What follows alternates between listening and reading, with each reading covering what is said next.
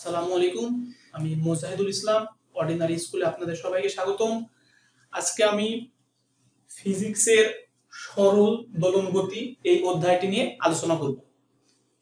সরল দোলন গতি অধ্যায় আলোচনা করতে হলে আমাদেরকে আগে কয়েকটি বেসিক বিষয় জানতে হবে।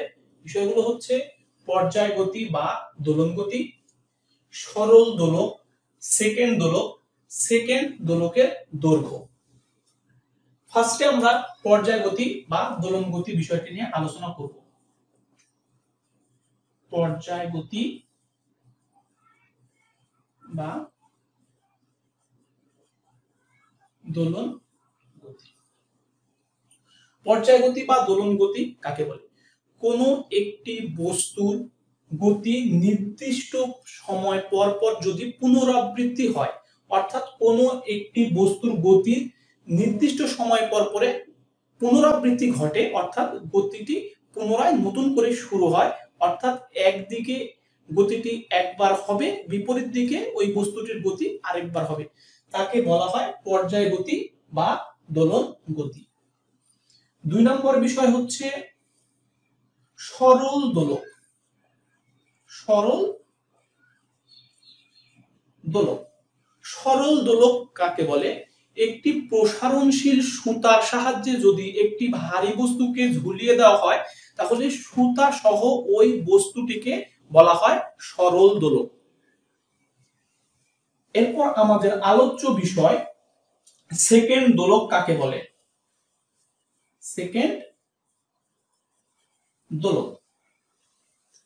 সেকেন্ড দোলক কাকে বলে? কোনো একটি সরল দোলকের দোলনকাল যদি 2 সেকেন্ড হয় তবে তাকে সেকেন্ড দোলক বলে। অর্থাৎ কোনো একটি সরল দোলকের দোলনকাল হবে 2 সেকেন্ড। অর্থাৎ একটি সরল দোলকের এক প্রান্ত থেকে অপর প্রান্তে যেতে 1 সেকেন্ড সময়ের প্রয়োজন হবে। এরপর আমরা দেখব সেকেন্ড দোলকের দৈর্ঘ্য।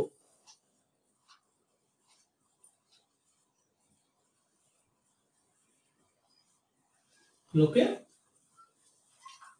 দৈর্ঘ্য। সেকেন্ড দোলকের দৈর্ঘ্য। সেকেন্ড দোলকের দৈর্ঘ্য জানতে হলে আগে আমাদের সেকেন্ড দোলকের সমীকরণ জানতে হবে।